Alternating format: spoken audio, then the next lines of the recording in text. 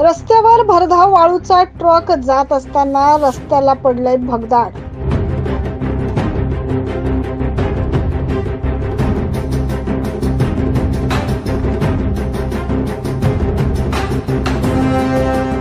हो, सध्या नाशिकमध्ये रस्त्याची झालेली चाळण आणि अशा पद्धतीच्या घटना वारंवार समोर येतात. पाहूया सविस्तर बातमी.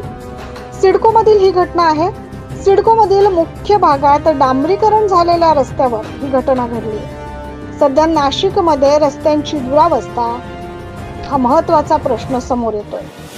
अनेक रस्ते हे निकृष्ट दर्जाचे असल्याचे देखील तक्रार सर्वसामान्य नागरिकांनी पालिका प्रशासनाकडे केली. मात्र रविवारी नाशिकच्या सिडको परिसरात विजयनगर येथे मुख्य डांबरीकरण रस्त्यावरून एक वाळूचा ट्रक जात असताना रस्त्याला भगदाड पडल्याची घटना घडली. महापालिकेने बनवलेल्या या रस्त्यावर वाळूने भरलेला ट्रक जात होता आणि हा रस्ता खचून ट्रकचे टायर थेट रस्त्याला पडलेल्या त्या खड्ड्यात अडकलेलं पाहायला मिळतं.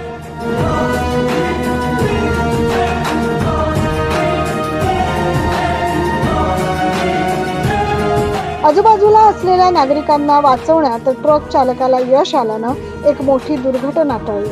मात्र हा धक्कादायक प्रकार घडल्यामुळे नाशिक शहरातील रस्त्यांची अवस्था किती भयानक आहे याचा प्रत्यय नाशिककरांना आला.